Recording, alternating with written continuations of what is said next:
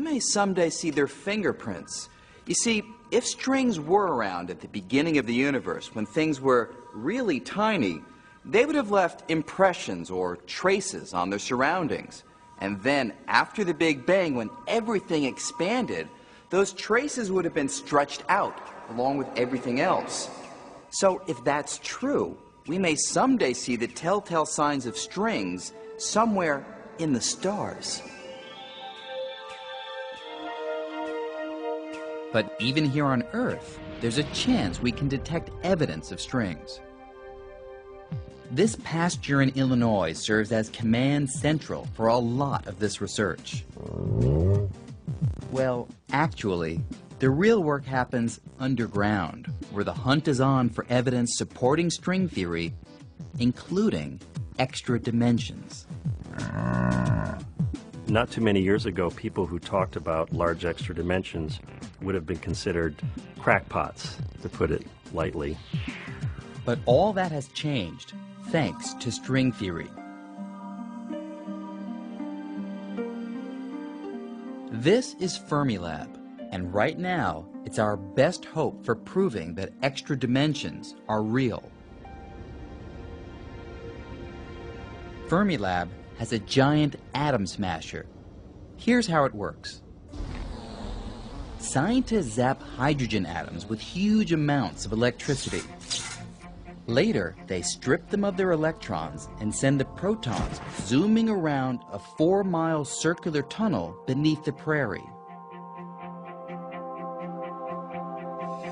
Just as they're approaching the speed of light, they're steered into collisions with particles whizzing in the opposite direction.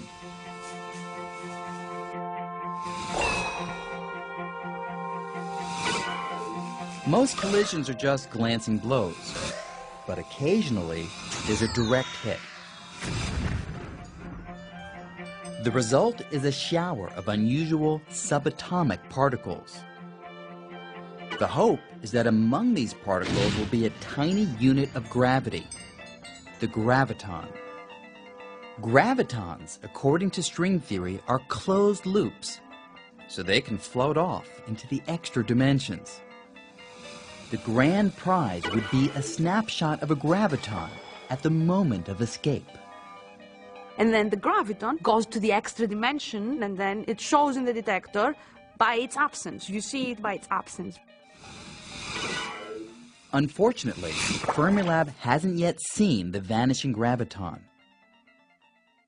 And the pressure is on, because another team is hot on the same trail.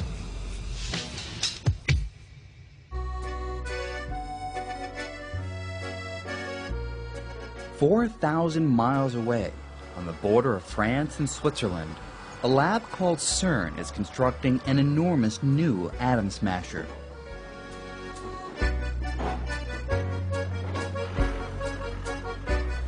When it's finished, it will be 7 times more powerful than Fermilab's. There's a great sense of urgency that every minute has to count. But eventually, CERN, our rival laboratory, will, frankly, blow us out of the water. CERN will blow Fermilab out of the water not only in the search for extra dimensions, but other wild ideas. At the top of the to-do list for both labs is the hunt for something called supersymmetry. That's a central prediction of string theory, and it says in a nutshell that for every subatomic particle we're familiar with, like electrons, photons, and gravitons, there should also be a much heavier partner called a sparticle, which so far no one has ever seen. Now, because string theory says sparticles should exist, finding them is a major priority. So it's a big discovery to find supersymmetry. That's a humongous discovery, and I think it's a bigger discovery to find supersymmetry than to find life on Mars. If we were to hear tomorrow that supersymmetry was discovered, there would be parties all over the planet. The problem is, if they exist, the sparticles of supersymmetry are probably incredibly heavy. So heavy that they may not be detected with today's atom smashers. The new facility at CERN will have the best chance once it's up and running in several years. But that won't stop the folks at Fermilab from trying to find them first. The competition is friendly and fierce at the same time. We're competing like bad dogs, essentially. And it has always been like that, and it will always be like that. We have to make sure that we don't make any mistakes, that we do absolutely the best we can do with these experiments, and take advantage of what is really one of the great golden opportunities for discovery. If we do find sparticles, it won't prove string theory, but it will be really strong circumstantial evidence that we're on the right track. Over the next 10 to 20 years, the new generation of atom smashers is sure to uncover surprising truths about the nature of our universe. But will it be the universe predicted by string theory?